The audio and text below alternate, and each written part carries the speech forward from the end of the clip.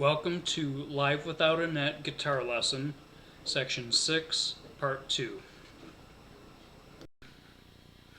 Okay, so this, the third ending is going to be like this.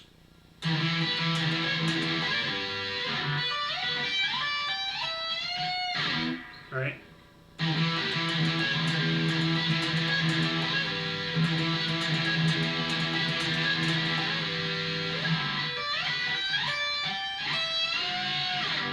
Alright, that one's pretty easy. So after the little pattern he just does second string. He's going to hammer onto the 15th fret, slide up, pull off to the 12th fret.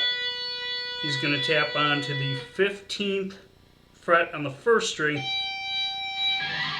slide up, pull off to the 10th fret, and then he's going to repeat 15th, slide up, and pull off to the 12th fret and bend up. Okay, so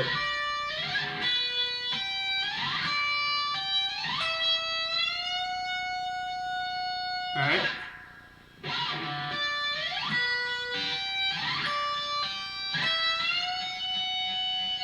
There we go. So that should sound something like this.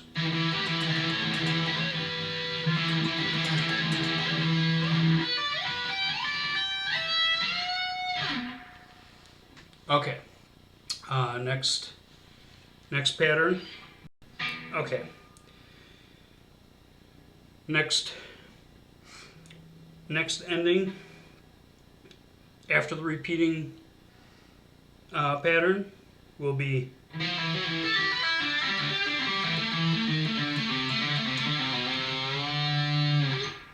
okay, so let's break that down.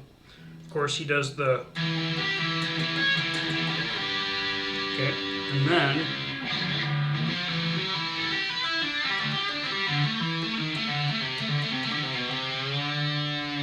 okay, so what's he doing there?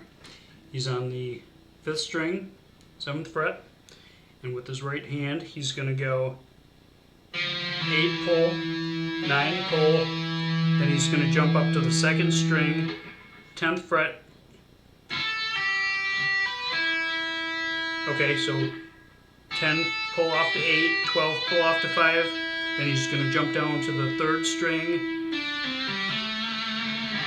That's just 7, 5, open, 7 on the 4th string. So we've got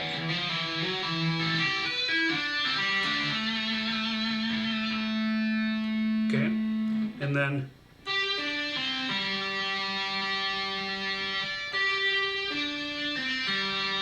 twelve, 9, 7, 0, and then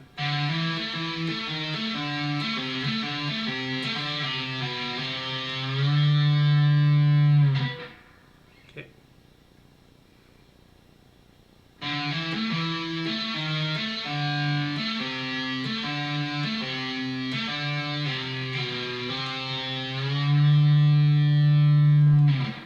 All right, so let's put that all together.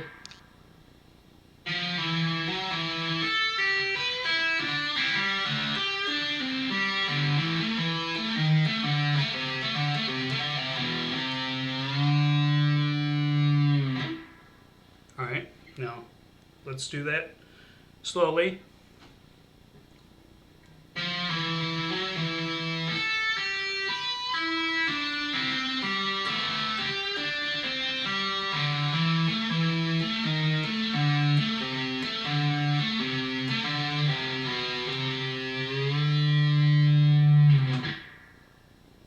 Okay, let's do that one more time.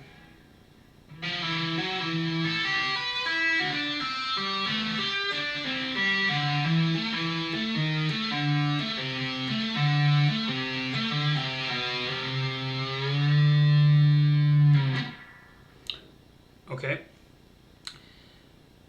so that part is a little weird, but then again, a lot of these parts are in this section of the solo, and that's just what Eddie Van Halen does. Now, if you want to know like how how in the heck did I figure this out? Well, so with my software, I basically slowed down the pitch drastically while maintaining the tempo, and I just listened to hear, every note that was being played. And then once you hear the notes, you just have to figure out, how is he able to do that? And that's how I was able to piece together those sequences. Okay, but if you slow it down and listen to it carefully, you will hear these notes.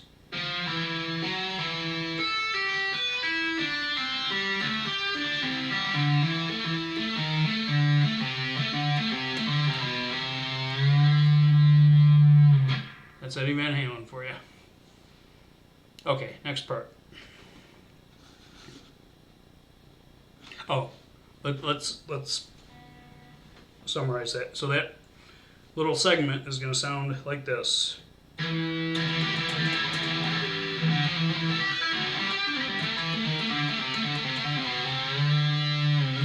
Right?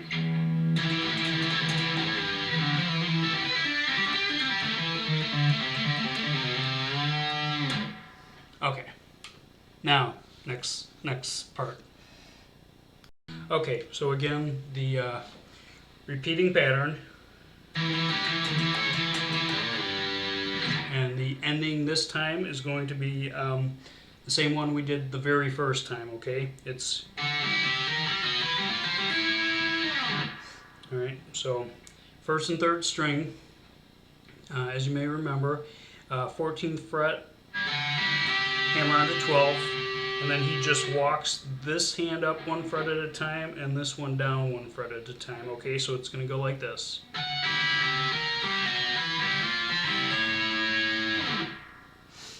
Okay? Okay, the next part, of course, we play the repeating part of the section. And we'll take that as read. And then the ending to that is as follows. Now, I just want to warn you, this part is difficult to play. This entire solo is fairly difficult to play. It does take a lot of practice to get this smooth and to get it up to speed and to be able to get it up to speed smoothly. Okay, it's been a while since I've played this, so I'm a little bit rusty at it. So just bear with me. There may be some mistakes here, but we'll correct them as we go. I apologize in advance. It is a challenging solo, and it's been a while since I've played it. So let's try this out here. Okay.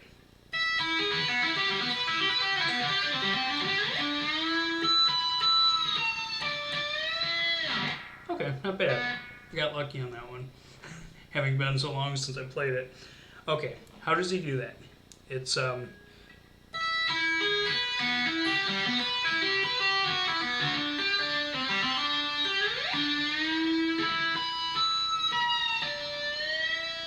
okay, so let's break that down.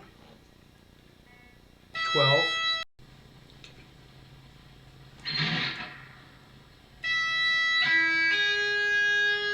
Okay.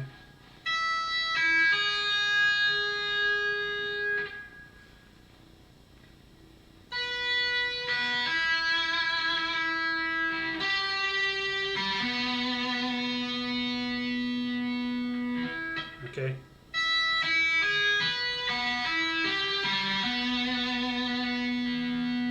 Now,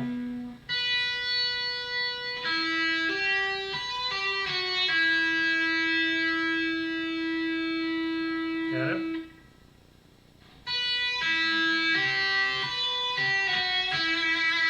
So 12, 5, 8, 12, 8, 7, 5.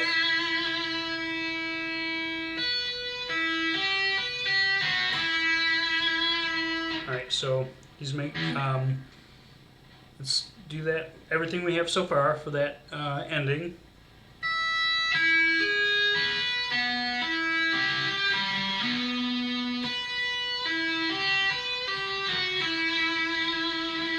Alright, and now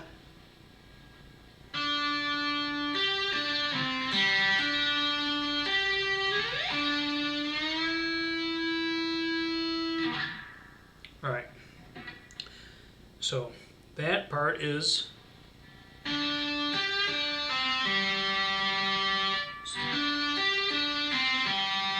so 7, 12, 7, 5, 0, 7, 12,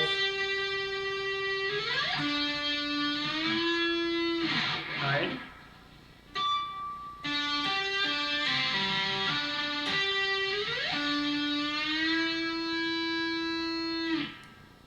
Alright, so slowly.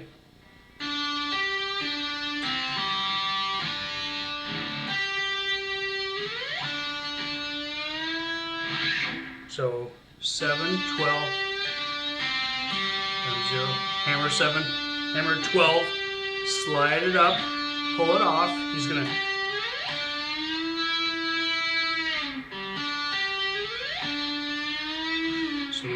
once he pulls off to the, he's going to hammer 7, hammer 12, slide and pull, and bend that string from the 7th to the 9th. So let's do that again.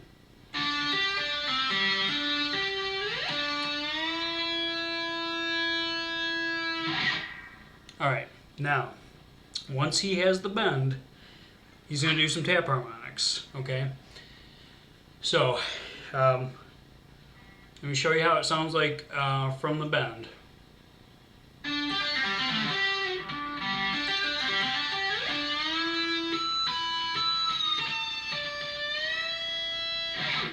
so, he's got the bend going from the...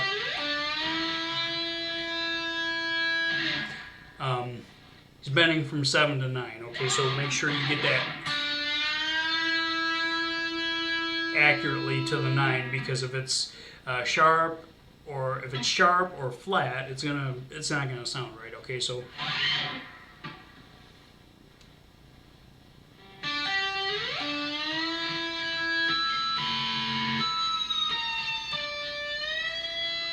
okay, so as he's got the 7th bent up to the 9,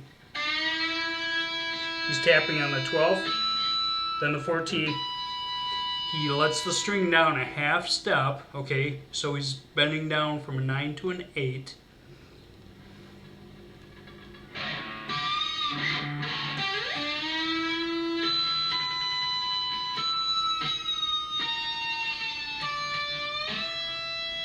Alright, you got that? So he's bent up to the 9, he's going to hit 12,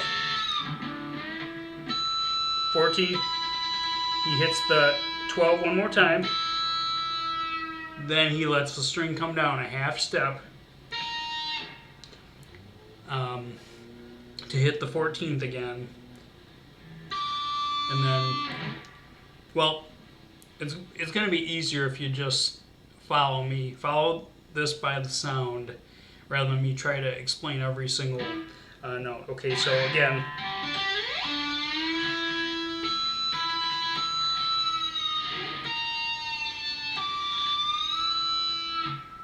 okay, so 12, 14, 12, let it down, a half step, I'm sorry.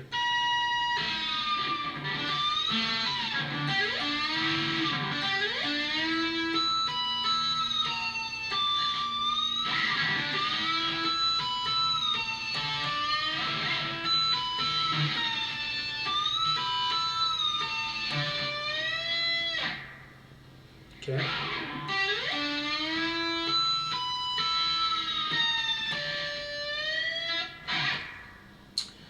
So it's a little long, but I wanted you to really see what he's doing there. So that whole ending is going to sound like this.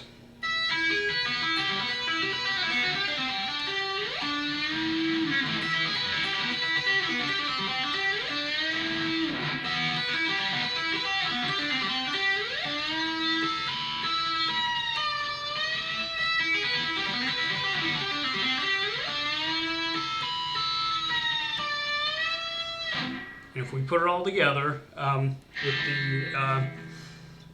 with the first part, it's going to sound like this.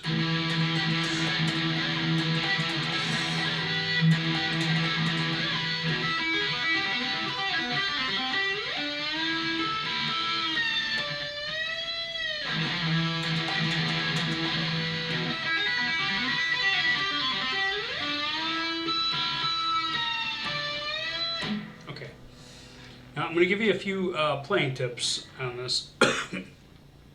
The hardest part of that is getting these tap harmonics correct, okay? And what I mean by that is, number one, as I already mentioned, you want to get that bend accurately to the right pitch. You want to get that to a whole step up to the 9th fret, not flat, not sharp, okay? And then the other key to making this sound smooth is only getting the tap harmonics on that 3rd string, because as you're stretched up here, you go to tap on the 3rd string, the 4th string is right next to you, okay? So it's very easy to accidentally hit the 4th and the 5th string. You get you don't want the extra harmonics in there, because it sounds awful, and you get this. And sometimes even if you don't get the you get like some of the clanking sound also from the 4th string along with that extra harmonic. You don't want that. How do you achieve that? Well, the best way is make sure you got you just dig in tightly on your 3rd string before you do the bend, okay? So if you do that right, you can do the bend without your left hand clanking against the 4th string. That's number one, because if you do that incorrectly,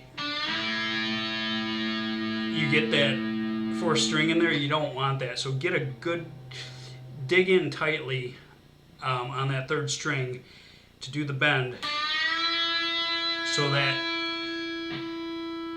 the key to having a good tight grip on that 3rd string is it allows your 3rd finger to perform the secondary function of blocking out this 4th string on the bend. If you don't have a good grasp on that 3rd string, as you bend up, you're going to get, it's going to clank on the 4th string. So in order to perform the muting function, it first has to have a really solid grip on the 3rd string to do the bend properly. See? In that case, I'm not clanking against the 4th string. That's the first key to that. The second key is when you actually go to hit the tap harmonics, you want to make sure you're not accidentally hitting on the 4th and 5th string either. So, and it's really close there, so you almost have to come, instead of coming straight on, you kind of want to come lightly from underneath.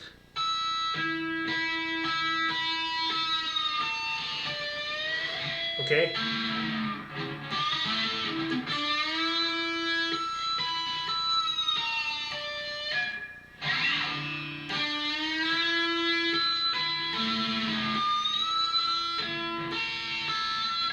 Easier said than done, but it can be done with a lot of practice.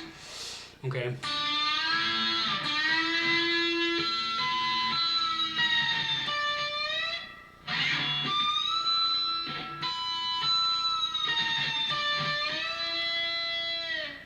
And you'll notice on that last one, I'm actually using my thumb down here to block out the 4th, 5th, and 6th strings, okay? Because I don't want any clanking sound on those strings either. Since that's the last note in the series, my right hand is free to do that blocking function, okay? So